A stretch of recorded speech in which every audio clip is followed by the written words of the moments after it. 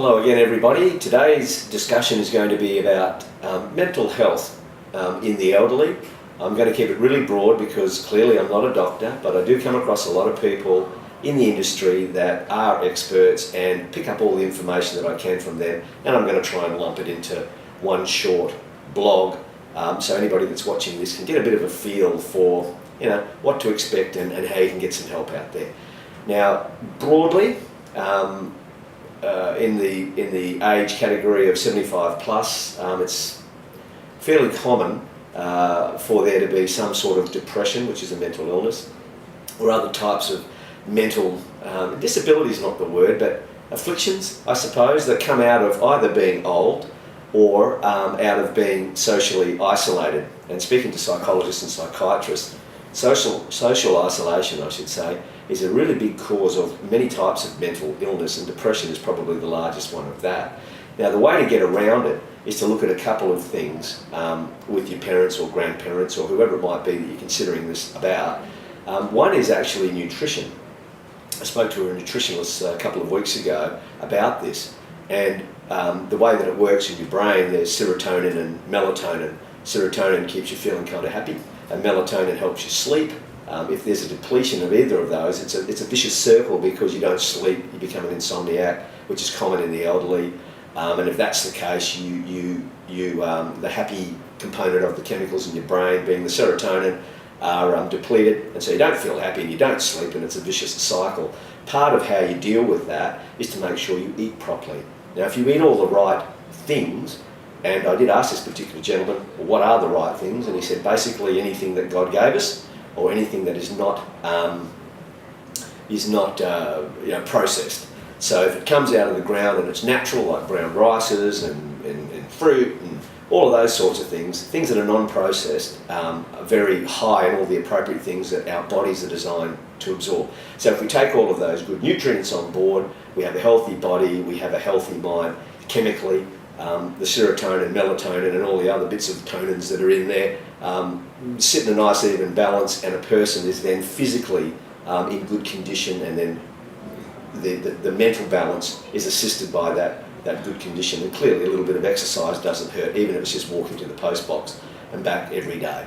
So you can kind of manage that. Now, the things that are a little harder to manage are the things like social isolation. Now, if you get disconnected, let's say it's your toaster, and you disconnect that toaster for long enough and you go and plug it back in, there's a good chance it's not going to work as efficiently because it hasn't been used. Well, it's a little bit the same as our brains. Now, we all know that our lives as we're younger and our kids and all of that, we get really busy and we're really engaged and we're just flying along at 1,000 miles an hour and we're really engaged and stimulated. But often our parents and grandparents are left to the side a little bit, and that's not because we want it to be that way, but it just happens for whatever reason.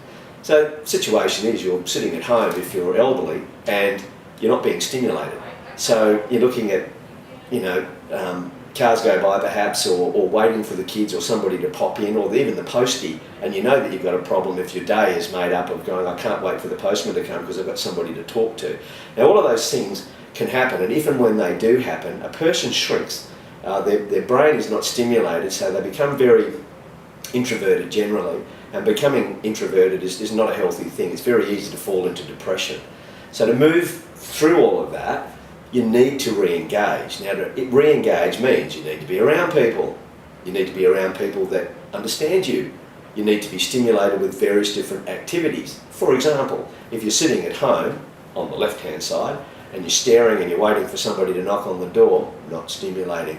But if you take yourself out, and as one of our residents did recently, and jumped in a glider, who hadn't done it for years, flies an aeroplane for a couple of hours and comes back, what do you think that looks like on the right hand side in comparison to sitting there waiting for somebody to knock on your door? Now, those things are only going to happen if you're in an environment that allows it to happen.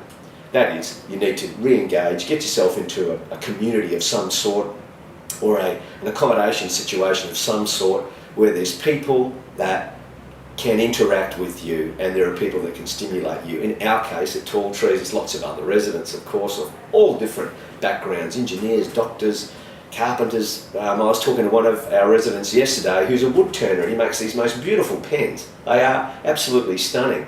And this gentleman is so well engaged because he's got something that he's proud and happy to do, and he's got people that are giving him positive feedback because it's so good what he does. Now that is something that you just don't get by living at home on your own.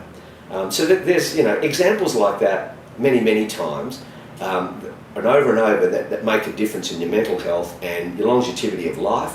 If you're really well engaged and you're doing things, and in our case at Tall Trees, we've got activity coordinators going, well, what do you want to do? Let me help you fly that glider. Let me help you go for that Harley ride or that jet boat ride or whatever.